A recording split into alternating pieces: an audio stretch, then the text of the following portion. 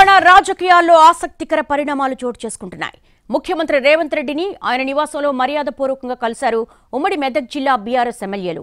Narsapur MLA Sunitha Lakshma Reddy, Dubbaka MLA కొత్త Prabhakar Reddy, Patancheru MLA గూడె Mahipal Reddy, Zaheerabad MLA Manikrao సీఎంతో భేటీ అయ్యారు. నియోజకవర్గ సమస్యలను సీఎం దృష్టికి తీసుకువెళ్లేందుకే కలిసినట్లుగా తెలిపారు ఎమ్మెల్యేలు.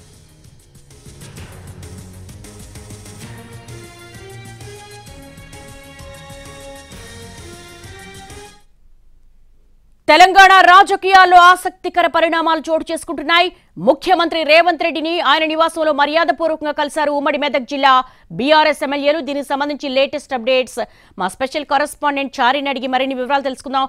చారి, ఈ పరిణామాన్ని ఎలా చూడాలి? ఒకేసారి నలుగురెళ్లి కలవడాన్ని ఏ విధంగా తీసుకోవాలి?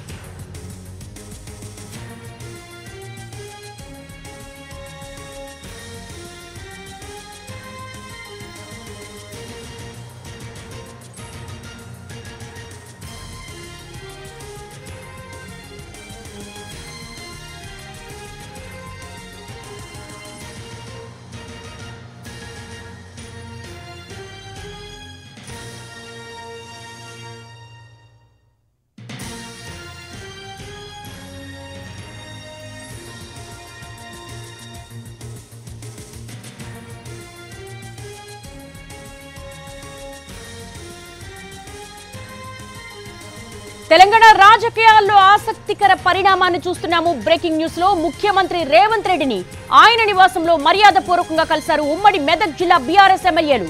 నర్సాపూర్ ఎమ్మెల్యే సునీత లక్ష్మారెడ్డి, దుబ్బాక ఎమ్మెల్యే కొత్త ప్రభాకర్ రెడ్డి, పటాన్చెరు ఎమ్మెల్యే గూడె మహిపాల్ రెడ్డి, జహీరాబాద్ ఎమ్మెల్యే మాణిక్రావు సీఎంతో భేటీ అయ్యారు.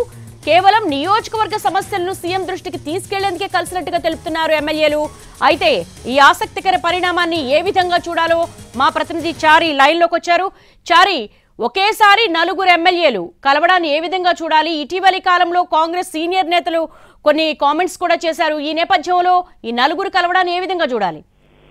ప్రస్తుతం సీఎం రేవంత్ రెడ్డిని బీఆర్ఎస్ మెదక్ జిల్లాకు సంబంధించినటువంటి నలుగురు ఎమ్మెల్యేలు కలవడం అయితే కొంత ఆసక్తికరమైనటువంటి విషయమే. ప్రధానంగా అభివృద్ధికి సంబంధించి కావచ్చు, నియోజకవర్గాలకు సంబంధించినటువంటి సమస్యల మీద చర్చించాలనేటువంటి ఉద్దేశంతో సీఎం ని కలిసినటువంటి ఎమ్మెల్యేలు చెప్తున్నారు. అయితే దీంతో పాటుగా ప్రధానంగా రాష్ట్రానికి సంబంధించి కావచ్చు, నియోజకవర్గానికి సంబంధించినటువంటి సమస్యలు ఏవైనా ఉంటే ప్రధానంగా సచివాలయానికి వెళ్లి కలిసి నియోజకవర్గానికి సంబంధించినటువంటి అభివృద్ధి పనులకు సంబంధించినటువంటి వినతి పత్రాలు ఇచ్చేటువంటి ఆనవాయితీ అయితే ఉంటుంది. అయితే ప్రస్తుతం రేవంత్ నివాసానికి వెళ్లి కలవడము అనేది కొంత రాజకీయంగా ఆసక్తికరమైనటువంటి పరిణామమే. అది ఉమ్మడి మెదక్ జిల్లాకు సంబంధించినటువంటి నలుగురు వెళ్లి కలవడాన్ని కొంత ఆసక్తికరమైనటువంటి అంశంగానే చూడాలి. కానీ ప్రస్తుతం సీఎంఓ నుంచి ఉన్నటువంటి సమాచారం కావచ్చు, వీళ్ళైతే అది మర్యాద పూర్వకంగానే సీఎం ని కలవడానికి వచ్చారనేటువంటి అభిప్రాయాన్ని వ్యక్తం చేస్తున్నారు. అటు కలిసినటువంటి బీఆర్ఎస్ ఎమ్మెల్యేలు కూడా నియోజకవర్గానికి సంబంధించినటువంటి సమస్యలు, అలాగే సీఎం గా ఎన్నికైన తర్వాత రేవంత్ ని కలవడానికి మర్యాద పూర్వకంగా విజయడానికి వెళ్ళాము అనేటువంటి అంశాన్ని మాత్రమే ప్రస్తావిస్తున్నారు. అయితే ఉమ్మడి మెదక్ జిల్లాకు సంబంధించినటువంటి నేతలు సీఎం ని కలవడం అనేది కొంత హాట్ టాపిక్ గానే చూడాలి. ఇప్పుడు రాజకీయాల్లో ఎప్పుడు ఏం జరుగుతుంది అనేటువంటి అంశాలకు సంబంధించి మనం చూస్తూనే ఉన్నాం. అయితే ఇప్పటికిప్పుడు రాజకీయ కోణంలోనే ఈ భేటీ జరిగింది అనే దానికి మాత్రం ఇంకా స్పష్టత లేదు. ప్రస్తుతానికైతే నియోజకవర్గానికి సంబంధించినటువంటి సమస్యల మీదనే కలిసామనేటువంటి అభిప్రాయాన్ని ఎమ్మెల్యేలు వ్యక్తం చేస్తున్నారు. అంటే సీఎం ఇండియా రావడంతోనే కలవడము, at the same time Congress operation ఆకర్ష్కి ఇది సంకేతంగా మనం భావించవచ్చా? ప్రస్తుతానికైతే కాంగ్రెస్ పార్టీ మిగతా పార్టీ అంటే ప్రత్యర్థి పార్టీలకు సంబంధించినటువంటి ఎమ్మెల్యేలను తీసుకోవాలనేటువంటి ఆలోచన కానీ, పార్టీలో చేర్చుకోవాలనేటువంటి ఆలోచన కానీ ఇప్పటి వరకు పార్టీ చేసినటువంటి పరిస్థితి అయితే కనిపించట్లేదు. ప్రస్తుతం పార్టీ ఫిరాయింపులకు సంబంధించినటువంటి అంశాల మీద కాంగ్రెస్ పెద్దగా ఫోకస్ అయితే చేయలేదు. అధికారంలోకి వచ్చిన తర్వాత అభివృద్ధికి సంబంధించినటువంటి అంశాలు, అలాగే రాష్ట్రాన్ని ఆర్థిక పరిస్థితిని సరిదిద్దుకునేటువంటి ప్రయత్నాలు ఉన్నటువంటి నేపథ్యం, ఒకవైపు పార్లమెంట్ ఎన్నికలకు సంసిద్ధమవుతున్నటువంటి సందర్భంలో ఈ భేటీ జరుగుతున్నటువంటి నేపథ్యంలో ఈ ఆపరేషన్ ఆకర్షకు సంబంధించినటువంటి చర్చ అయితే జరుగుతుంది. కానీ ప్రధానంగా కాంగ్రెస్ పార్టీ ఇప్పటికైతే ఆపరేషన్ ఆకర్ష్ లాంటి చర్యలకి దిగినటువంటి సందర్భం అయితే కనిపించట్లేదు. ఇప్పటికిప్పుడు అధికారంలో ఉన్నటువంటి పార్టీకి ఇతర పార్టీలకు సంబంధించినటువంటి ఎమ్మెల్యేలను తీసుకోవాల్సినటువంటి అవసరం లేదనేటువంటి అభిప్రాయంతో కూడా కాంగ్రెస్ పార్టీ ఉంది. కాబట్టి ప్రస్తుతానికి ఆపరేషన్ ఆకర్ష లేదంటే బీఆర్ఎస్ పార్టీకి సంబంధించినటువంటి 4 ఎమ్మెల్యేలు ఎందుకు కలిశారనే దానికి సంబంధించి మాత్రం నియోజకవర్గానికి సంబంధించినటువంటి సమస్యల మీదనే అనేటువంటి ప్రస్తావన అయితే వస్తుంది. కాంగ్రెస్ అయితే ఆపరేషన్ ఆకర్ష లాంటి అంశాలని ఇంకా తెర మీదకి తీసుకొచ్చినటువంటి సందర్భం అయితే కనిపించట్లేదు. అంటే చారి గారు, ఒకవేళ కాంగ్రెస్ అలాంటి మూడ్లో లేకపోవచ్చు, కానీ వస్తా ఉన్న వాళ్ళని అయితే వద్దనే పరిస్థితి అయితే ఉండదు కదా.